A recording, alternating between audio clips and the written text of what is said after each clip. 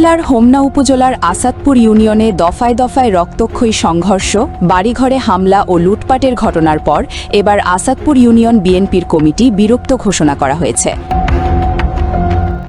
২০ June শনিবার হোমনা উপজেলা শাখা কুমিল্লা উত্তর বিএনপির এক জরুরি প্রেস বিজ্ঞপ্তির মাধ্যমে এই সিদ্ধান্ত জানানো হয়।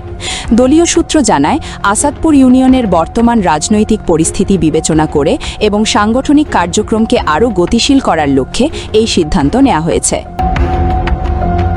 হোমনা উপজেলা শাখা বিএনপির প্রধান কার্যালয় থেকে ইস্যু করা এই আদেশনামায় যৌথভাবে স্বাক্ষর করেছেন উপজেলা বিএনপির সভাপতি আলহাজ মোহাম্মদ মহিউদ্দিন এবং সাধারণ সম্পাদক মোহাম্মদ মোজাম্মেল হক, ভিপি মুকুল।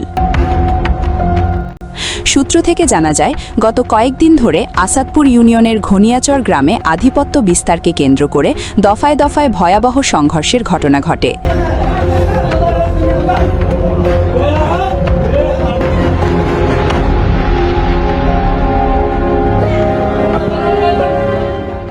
এই সংঘর্ষের রেশ ধরে স্থানীয় পাঠানবাড়িতে এক দুর্ধর্ষ হামলা, ব্যাপক ভাঙচুর ও লুটপাটের ঘটনা ঘটে। ভুক্তভোগী পরিবার ও স্থানীয়দের অভিযোগ, আসাদপুর ইউনিয়ন বিএনপির সদ্যবিলুপ্ত কমিটির সাংগঠনিক সম্পাদক শাহ জালালের প্রত্যক্ষ নেতৃত্বে একদল সন্ত্রাসী এই নির্মম তাণ্ডব চালিয়েছে। শাহজালালের ভাই আল ইসলাম, শেখুল ইসলাম, মিনার হোসেন, শাহজালালের চাচাতো ভাই রাশাদ আলী এবং তাদের কিছু গুন্ডা বাহিনী নিয়ে তারা এগুলা করছে আর কি।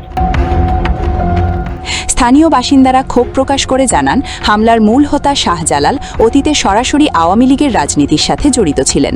রাজনৈতিক পট পরিবর্তনের পর তিনি বিএনপিতে ভিড়ে যান এবং রাতারাতি ইউনিয়ন বিএনপির সাংগঠনিক সম্পাদকের পদ বাগিয়ে নেন। পদ পাওয়ার পর থেকেই তিনি এলাকায় একটি নিজস্ব সশস্ত্র ক্যাডার বাহিনী গড়ে তোলেন এবং দলীয় প্রভাব খাটিয়ে চাঁদাবাজি, মারামারি ও সন্ত্রাসী কর্মকাণ্ডের মাধ্যমে এলাকায় ত্রাসের রাজত্ব কায়েম করেন। এই বর্তমান ইউনিয়ন বিএনপির সাংগঠনিক সম্পাদক শাহজালাল ৫ই আগস্টের আগে সে কোথায় ছিল আপনারা জানেন?